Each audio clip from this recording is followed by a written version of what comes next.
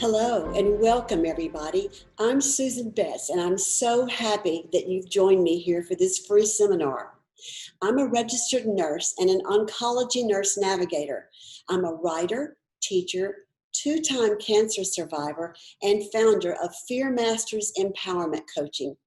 I've helped hundreds of people reclaim their power and their joy after being diagnosed with cancer and other life-threatening diseases. Today, I'm thrilled to be sharing with you my newest online course, 5 Steps to Stop Any Diagnosis from Scaring the Life Out of You. This faith-based training is for you if you or someone you love has been diagnosed with cancer or another life-threatening disease, and fear is stealing your joy and your energy for life. Or if you would like to provide a proven system to effectively support members of your church who are dealing with fear following their diagnosis of a serious illness. As I think about all of you today who are watching, I have a very real sense that I like you. Not only do I like you, I am like you. I'd be willing to bet many of you have experienced going about your normal happy lives, cooking your meals, working at your jobs, loving your families, when suddenly out of nowhere you were issued a ticket with your name on it for a ride you never wanted to take to a destination that was absolutely uncertain. Well, me too. For the next few minutes, I'm going to tell you a true story. It's about me, my struggle with fear associated with my diagnosis of cancer, and the steps that I took to overcome it so I could heal. I hope you listen with your heart today, because this story is also about you. So there I was, sitting in my hospital bed in my dimly lit 6th floor room, 7 hours away from home. I had just said goodbye to my young son and daughter-in-law who had left for home. They had been waiting for me outside the hospital when my ambulance drove up, and theirs were the first faces I saw peeping through the small ambulance window. My son was holding a beautiful, square white vase of bright, beautiful flowers, and they were so happy that I was finally there. After sitting at my bedside for hours, my son finally asked, "Mom, can we put your things from your suitcase into these drawers for you?" "No thanks," I replied. I guess I imagined that if my things stayed safely inside my luggage, then I wouldn't really be staying, and maybe this whole thing would just end up in the memory file of weird dreams. It was for sure a surreal moment.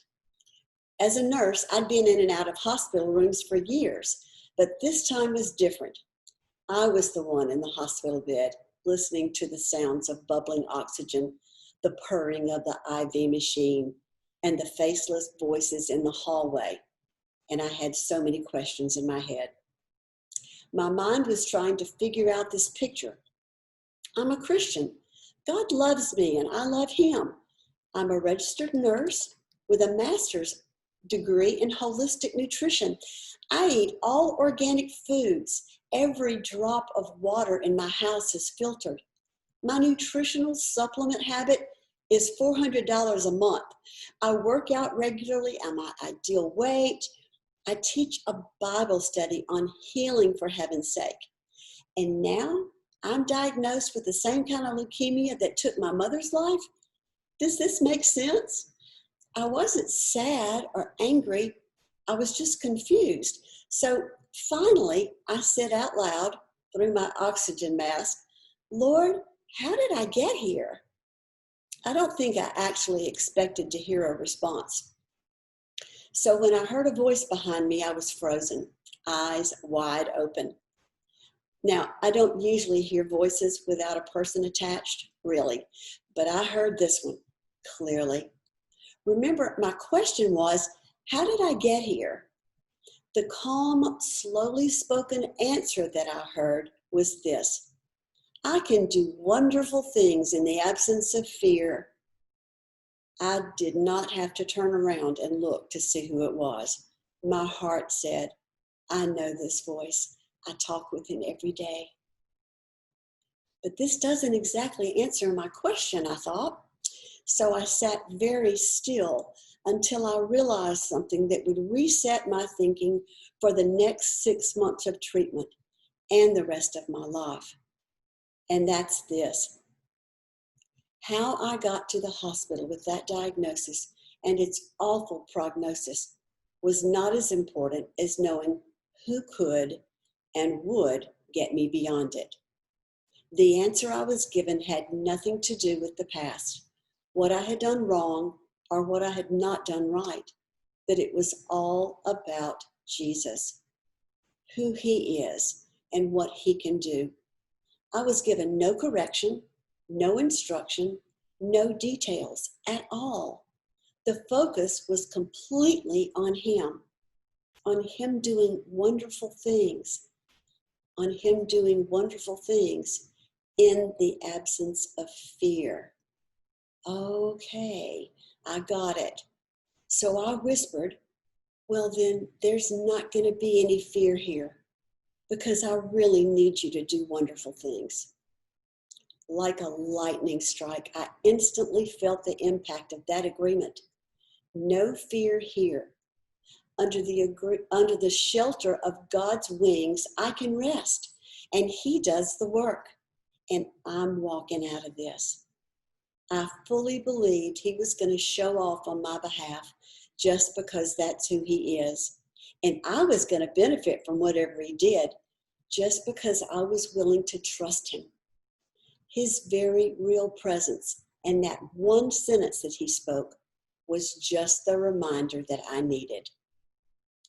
So here I am telling the story 10 years later, stronger, wiser, and absolutely certain that the one who spoke to me in my weakest and most vulnerable moment is speaking to you right now through me, reassuring you that whatever scary diagnosis you're facing, the help that you need to face it with confidence instead of tormenting dread is available right now.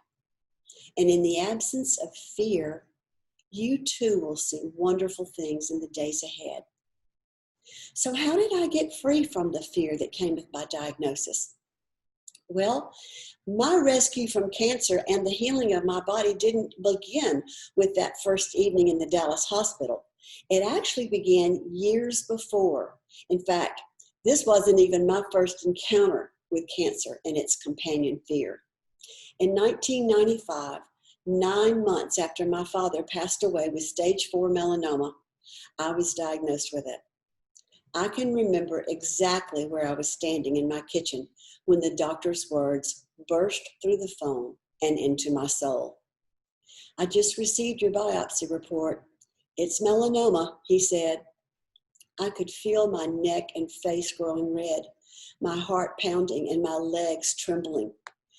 I would need additional surgery to obtain clear margins from the original incision site. So I was being referred to a specialist in another town. If only someone could have picked up my children from school for me, I would have gone to bed, covered my head, and just cried this out. Instead, I got into my car, drove to their school, and welcomed my beautiful daughters, ages 4 and 14, into the car and pretended to listen to the stories of their day's highlights. Their brother drove himself home later after soccer practice. I don't think I actually heard anything the girls said on that ride home.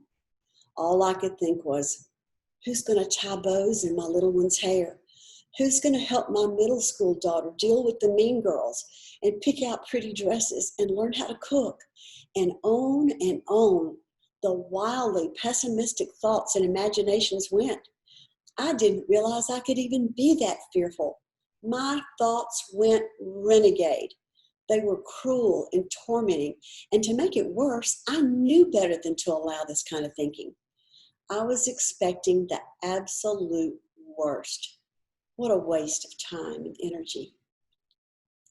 And what do I say to my precious family? Telling my husband was actually the easiest. He was calmly optimistic and supportive as always. The kids got a thumbnail account of what was going on, but I really dreaded telling my mother, who had so recently lost my dad to this very disease. Fortunately, They all processed it pretty well and thankfully resumed normal daily activities right away. But I was the one in turmoil day and night until the warrior in me rose up. I was consumed with the idea that I had to fight, fight, fight.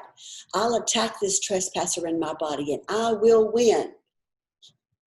I feel tired now just thinking about it. My immediate inclination was to read about every treatment, allopathic, holistic, alternative, anything medical science had to offer. I found myself embracing a strict vegetarian diet and taking a long list of supplements, vitamins, antioxidants, drinking green drinks that tasted just like dirty goldfish bowl water, and administering more coffee enemas than I like to admit. And I was so ashamed. There I was, a student of God's Word and a Bible teacher for many years, and I had trusted Him in so many areas of my life before, yet I was struggling with my runaway thoughts and my new dependency on radical nutritional therapies. Coffee enemas and antioxidants may have helped cleanse and strengthen my body over time, but they did nothing for the emotional pain and stress that I felt.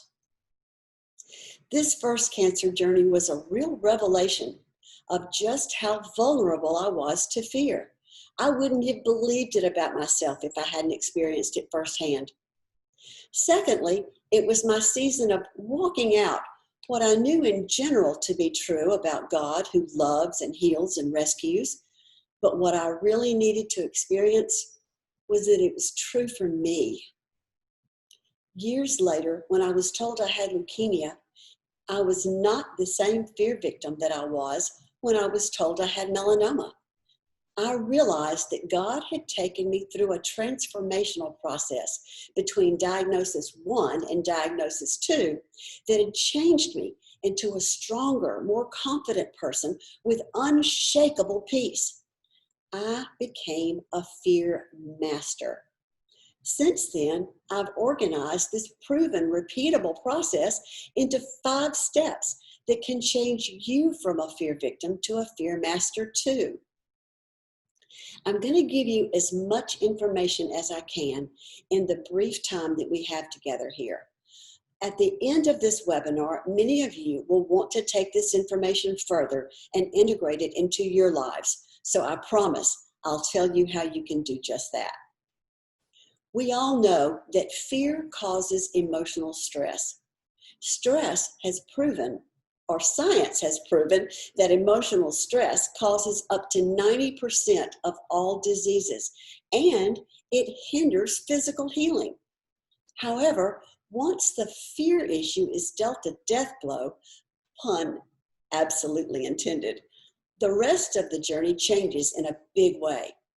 For me, it took nearly 2 years before I really felt like fear's grip was finally broken and I could enjoy living every day of my life again. The reason I'm here on this webinar today is to speak to the one person who's watching, listening, who's gripped with the fear that God won't show up for you when you need Him the most. And you know you don't have 2 years to figure this all out. But I have good news for you. It doesn't have to take that long. I've been where you are, and I'm on the other side now.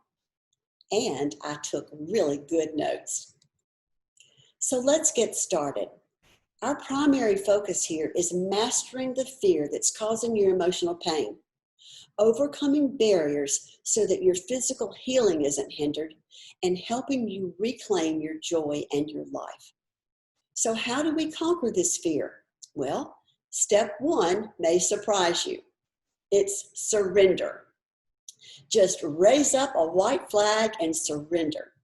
Not to a disease, not to fear, not to any enemy, never. But surrender to God's perfect love. 1 John 4:18 says, "There is no fear in love, but perfect love casts out fear, because fear involves torment." We know God doesn't want us to be tormented. And you don't need to feel like your faith needs to be stronger. You need to pray harder or longer. You need to be braver or more courageous.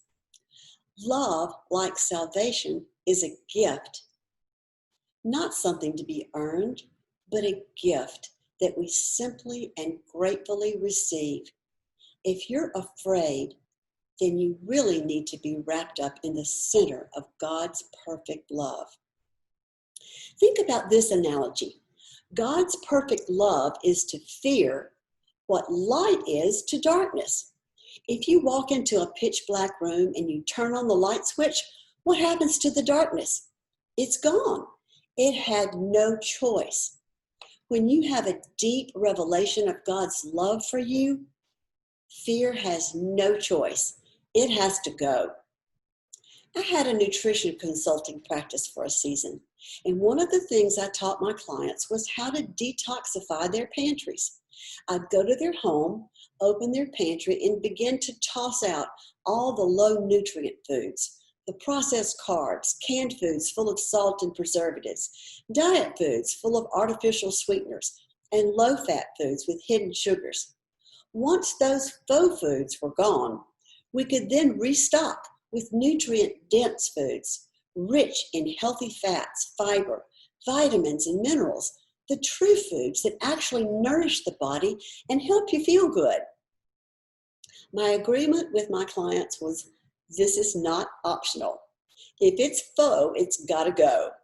So if your mind is constantly entertaining fearful thoughts of the worst things happening, those thoughts have to go. The Bible says it like this: cast down every vain imagination and everything that exalts itself against the knowledge of God. Then you can begin to fill your mind with the promises of the Scripture, of His unfailing love, of His rescue from harm and healing, and begin to focus on the times that He's rescued you in the past. As you become really intentional about what you're leading your mind to think about, you'll find that there's no more room for fear. It has no choice but to be gone. Let me tell you about Teresa. Teresa had been diagnosed with breast cancer 2 days before she and her husband Kyle came to my class. Kyle practically dragged her to the group because she really just wanted to be in bed with the covers over her head. She just knew she wasn't going to make it, and she didn't want to talk about it. She didn't understand why she was having to go through this, and she was so scared. She just wanted to retreat, withdraw from everybody, and isolate herself in a dark place. But Kyle was angry. He wanted to fight, and he wanted her to fight. The problem, though, was that Kyle was angry with God. Why would God let this happen to his beautiful wife? Why her? Why them?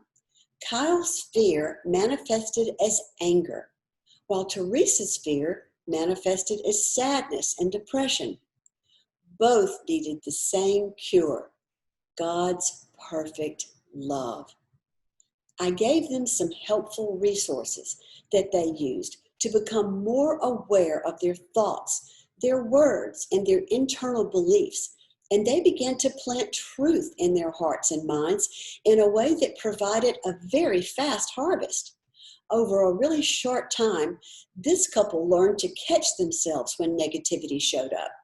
They disciplined their thoughts and their words and replaced them with the truth of God's love, with gratitude, and with expressions of their positive expectations. If you're feeling sad or angry or hopeless, think about what you're thinking about. If you want to feel better, you must think better. If you want relief right away, these resources will help you get it. The second step to mastering fear is to know your identity. Who do you think you are? If you see yourself as a sick person, desperate to get well, begging God to heal you, having everybody you know pray harder, and you still feel like you're anything but more confident, then you may be choosing to play the wrong character in your story. But how do you change your perspective? Well, there's a huge difference in believing that you're a victim of this disease and you've got to fight, fight, fight, and believing that you're the victor and you're going to stand in the authority that you've been given as a deeply loved child of God and resist this trespasser that's trying to rob you of what's really already yours. If you approach this situation with a victim mentality, you've already surrendered your power and your path will be more stressful. If you change your perspective and see yourself as a deeply loved child of God who is whole and healthy, but with a challenge to your health, then you're more empowered to overcome that challenge. It was life-changing for me when I realized that holding the mental posture of a victim was absolutely self-defeating.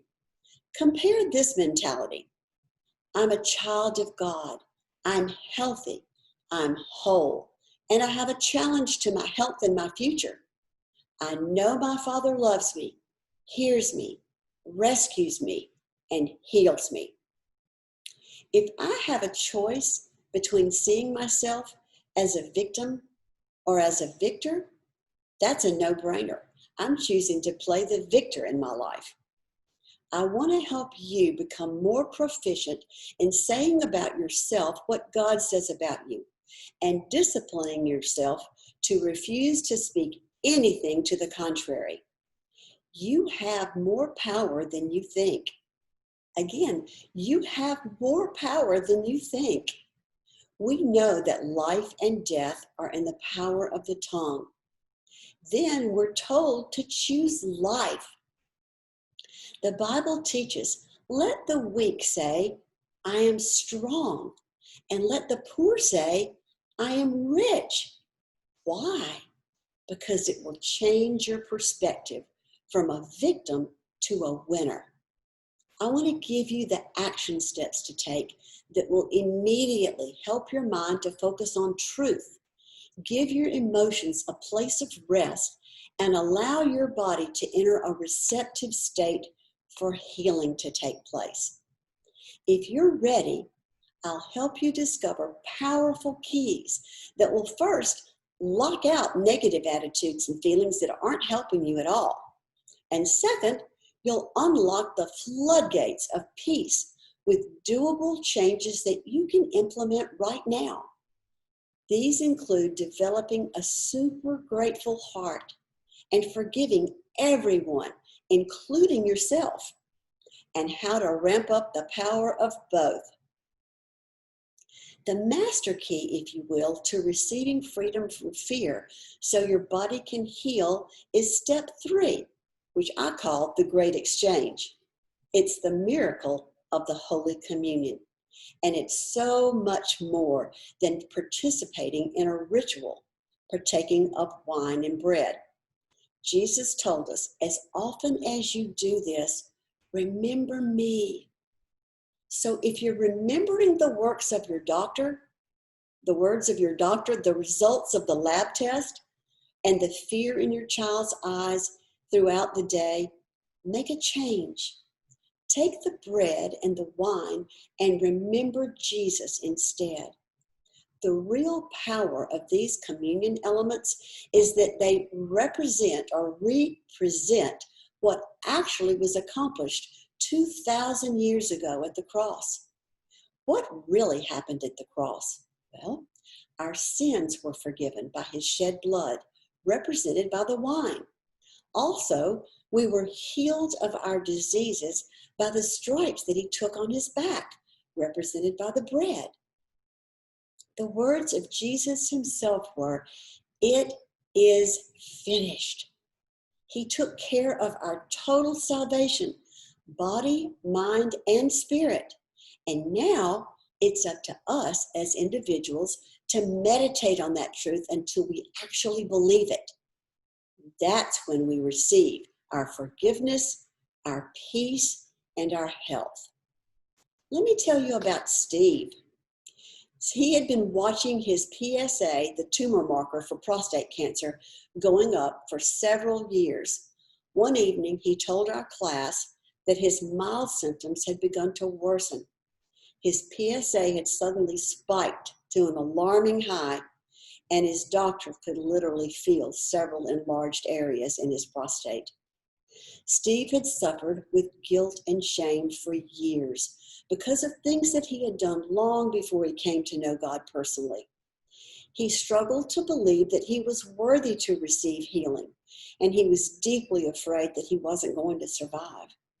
However, after taking my class, he took communion with a new revelation of the greatness of God's love, and that his forgiveness was complete, and that nothing, no sin, no condemnation, no past mistakes could ever separate him from God's love and salvation, and that healing was his if he would just believe it. And he did. A few days later, he had 14 biopsies of his enlarged prostate, which had numerous palpable tumors. Steve's doctor was certain that this was a malignancy and that surgery would be scheduled as soon as the pathology report was complete. Well, Steve was absolutely overwhelmed with joy when his doctor told him that all 14 biopsies were benign, not one trace of cancer. And Steve is still doing well today.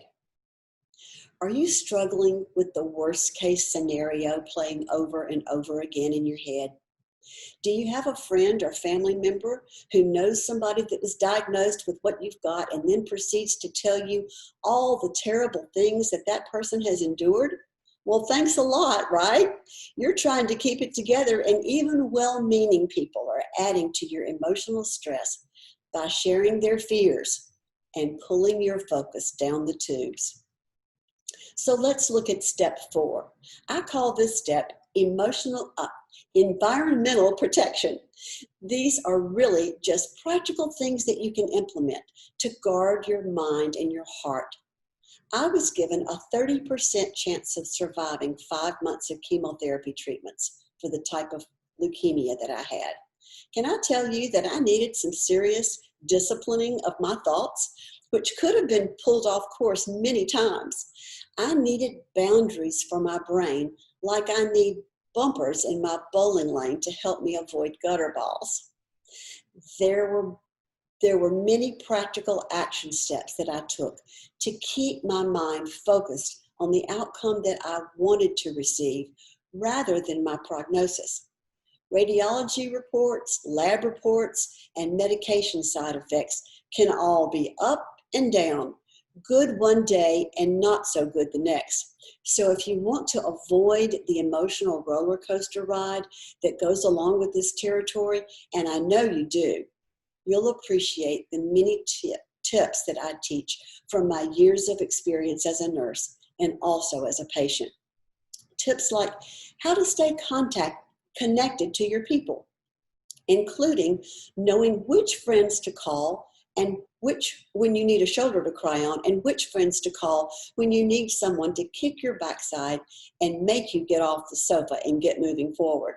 And here's another little tip. These are usually not the same people. Also, spouses and loved ones are often at a loss as to how to help out.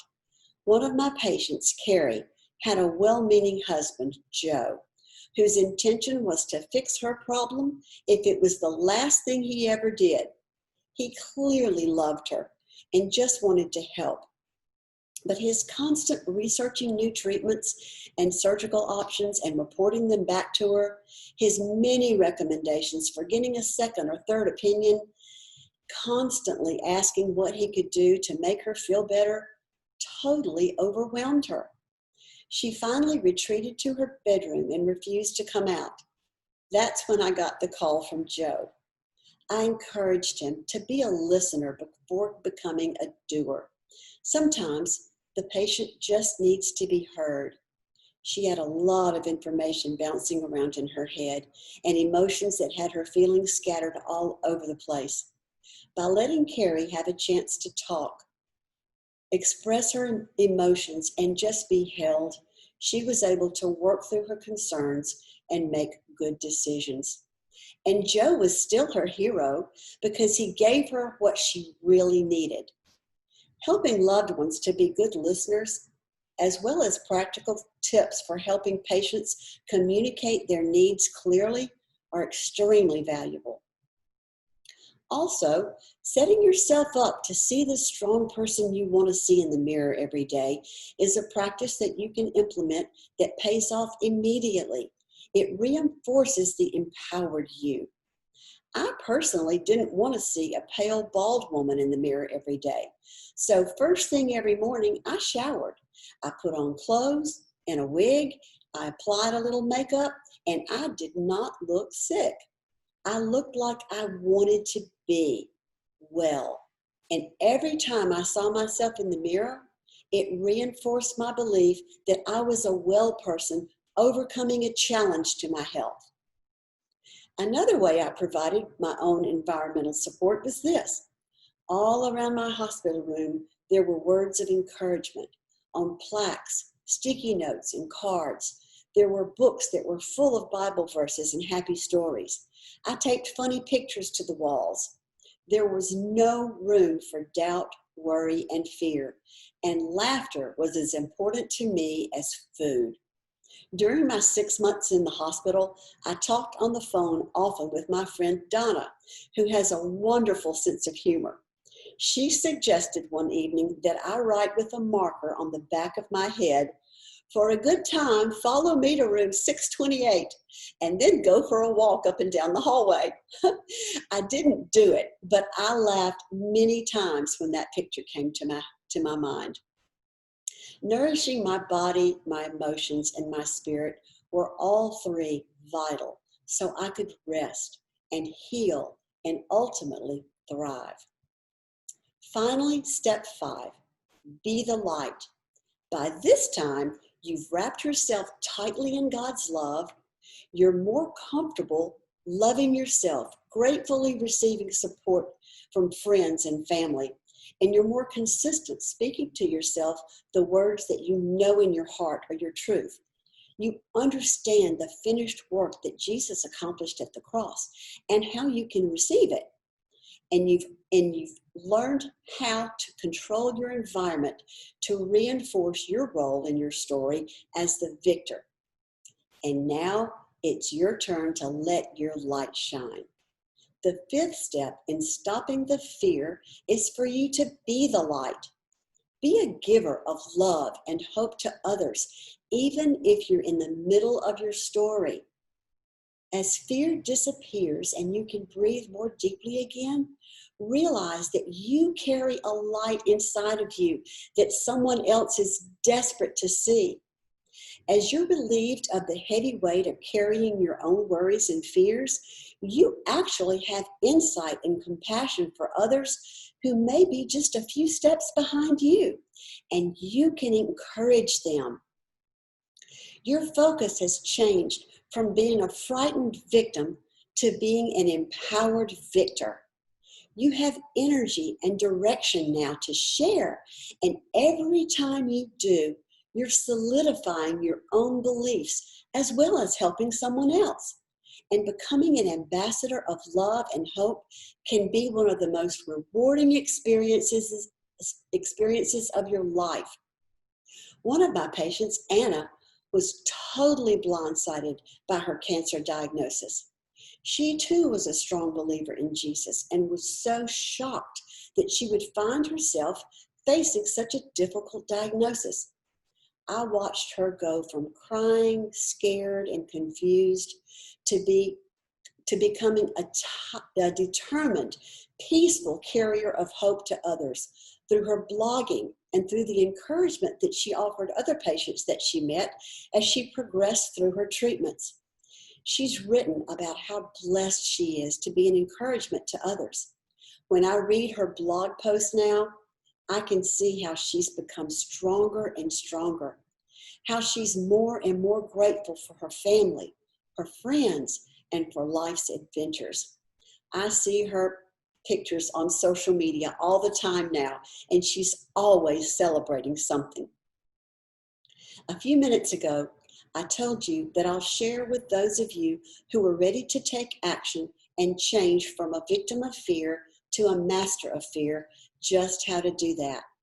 I'd love to share that with you now, but first I want to ask, what's going to change for you after today's webinar? How is now going to be different? I know it can be scary in the dark, and that's why I've given you my 5 steps that turn the lights on for me and for my students and my patients.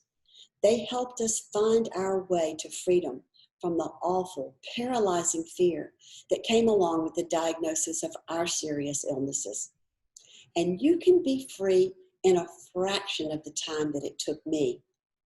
Every step you take to heart and act on will lead you to brighter days and more peaceful nights.